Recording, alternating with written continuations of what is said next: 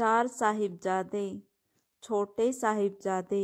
गुरु गोबिंद सिंह जी के छोटे साहिबजादों की शहादत को जब भी याद किया जाता है तो सिख संगत के मुख से यह लफ्ज ही बयां होते हैं।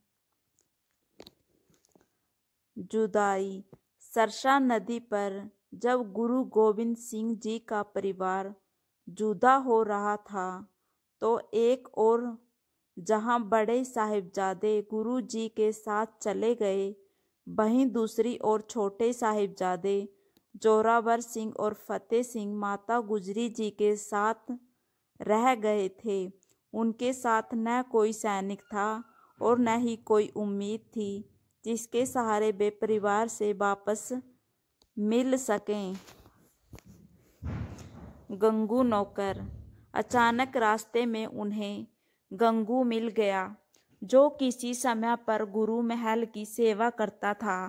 गंगू ने उन्हें यह आश्वासन दिया कि वह उन्हें उनके परिवार से मिलाएगा और तब तक के लिए वे लोग उसके घर में रुक जाएं। माता गुजरी जी और साहिबजादे। माता गुजरी जी और साहिबजादे गंगू के घर चले गए तो लेकिन वे गंगू की असलियत से वाकिफ नहीं थे।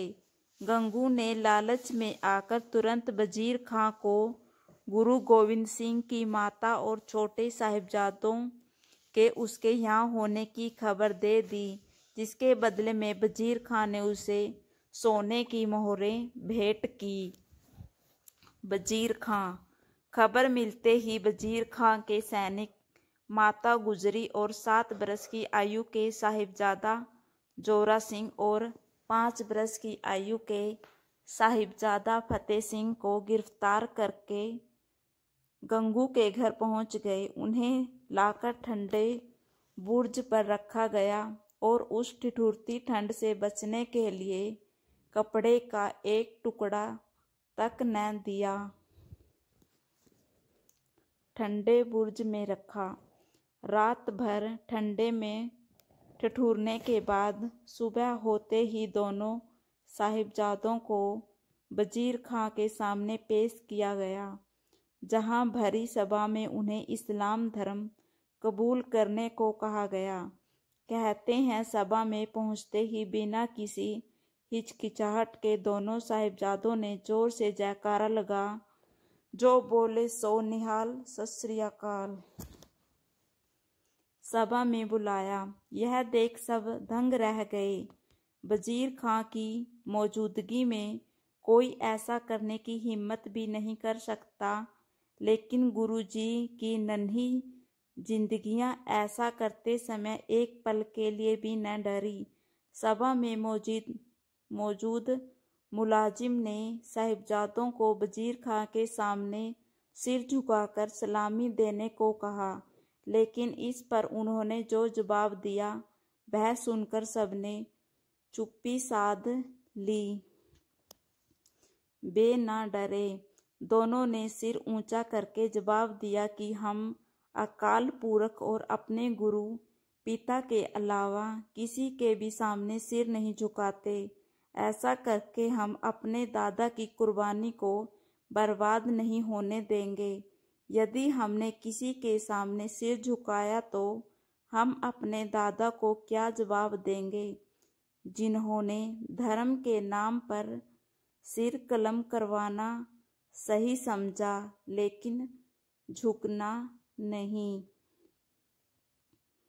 अपने निर्णय पर रहे। वजीर खां ने दोनों साहिबजादों को काफी डराया धमकाया और प्यार से भी इस्लाम कबूल करने के लिए राजी करना चाहा, लेकिन दोनों अपने निर्णय पर अटल थे। शहादत का फैसला। आखिर में दोनों साहिबजादों को जिंदा दीवारों में चुनवाने का ऐलान किया गया। कहते हैं दोनों साहिबजादों को जब दीवार में चुनना आरंभ किया गया तब उन्होंने जपुंजी साहिब का पाठ करना शुरू कर दिया और दीवार पूरी होने के बाद अंदर से जयकारा लगाने की आवाज़ भी आई। मुगलों का कहर। ऐसा कहा जाता है कि वजीर खां के कहने पर दीवार को कुछ समय के बाद तोड़ा गया, यह देखने के लिए कि साहिबजादे अभी जिंदा हैं या नहीं।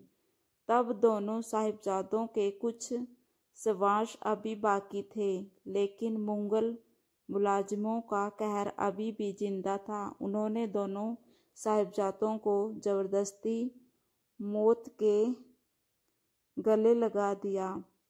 माता गुजरी जी का निधन। उधर दूसरी ओर साहिबजादों की शहीदी की खबर सुनकर माता गुजरी जी ने अकाल पुरख को इस गर्भमीय शहादत के लिए शुक्रिया किया।